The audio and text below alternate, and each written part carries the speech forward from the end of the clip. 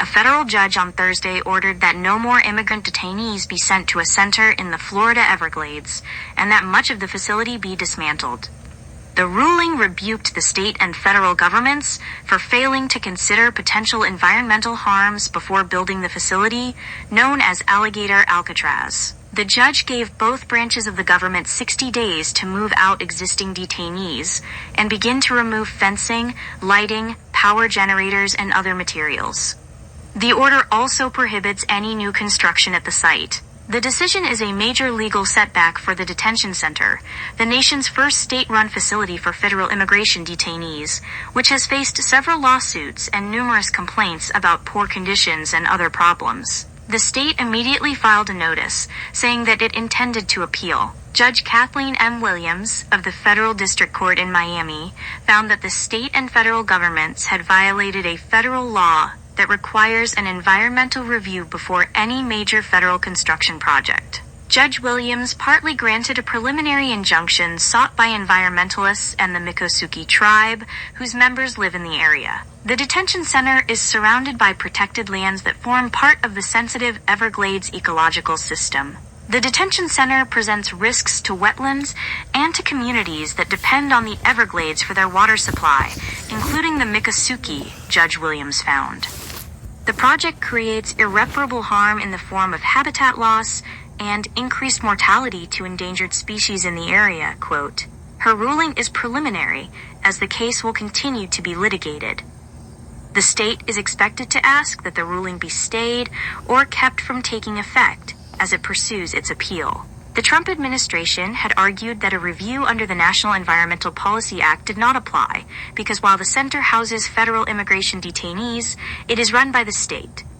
At the same time, the administration of Governor Ron DeSantis argued that its authority to operate the detention center came from an agreement with the federal government delegating some immigration enforcement powers to Florida.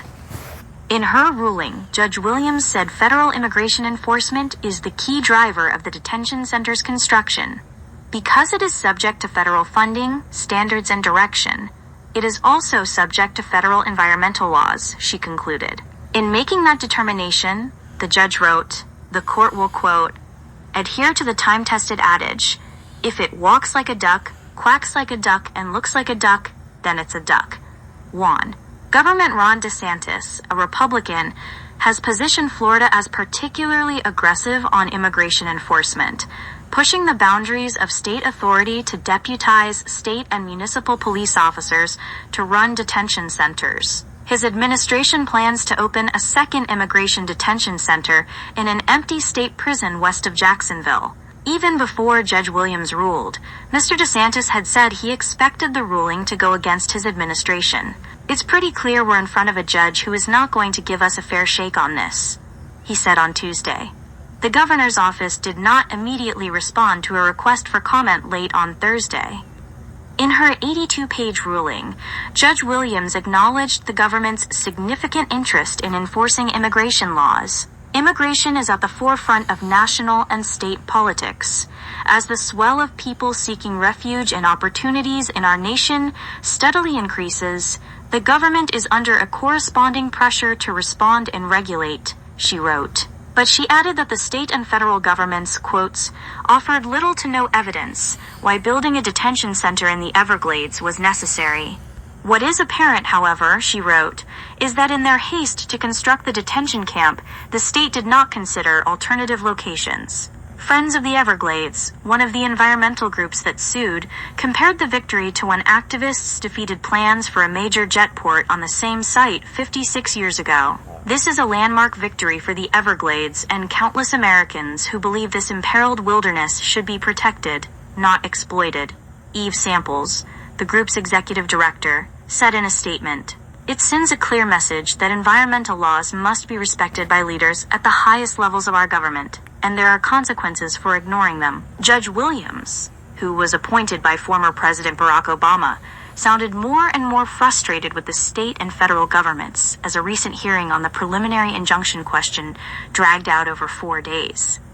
At one point, she told lawyers for the state that she intended to accept an invitation from James Uthmeyer, the state's attorney general, who had said in a television interview that judges hearing lawsuits against the facility should, quote, come visit. The state's lawyers expressed surprise and said they knew of no official invitation. Judge Williams backed down but accused Mr. Uthmeyer of puffery. In June, the judge held Mr. Uthmeyer, a Republican, in civil contempt of court for defying her order in another case that blocked enforcement of a provision in a new state immigration law. Mr. Uthmeyer has appealed. In the environmental case, the state put a single witness on the stand. Dave Kerner, the executive director of the Florida Department of Highway Safety and Motor Vehicles, which includes the Florida Highway Patrol. He testified that the facility was absolutely state-run. Other listed witnesses for the state and federal governments submitted written declarations instead of testifying before the judge. Santiago Fuentes, Assistant Director of Field Operations at the Federal Immigration and Customs Enforcement Office in Miami, wrote that Florida has complete discretion on deciding who is detained at the Everglades facility. Lawyers for the Miccosukee tribe argued that the government had trampled on tribal rights by failing to coordinate with tribal leaders who live near and hunt around the detention center, or to consider potential harm to their lands. Environmental activists and scientists who testified for the plaintiffs said that runoff from the detention center would pollute surrounding wetlands, and that the construction could reduce the habitat of threatened and endangered species, including the Florida panther. In her ruling, Judge Williams cited President Harry Truman's dedication of Everglades National Park in 1947, in which he called it an irreplaceable primitive area. Since the jetport proposal was abandoned 2 decades later, she said, preserving the Everglades has been paramount for both Republican and Democratic policymakers. Since that time, every Florida governor, every Florida senator, and countless local and national political figures, including presidents, have publicly pledged their unequivocal support for the restoration, conservation, and protection of the Everglades, quote, she wrote.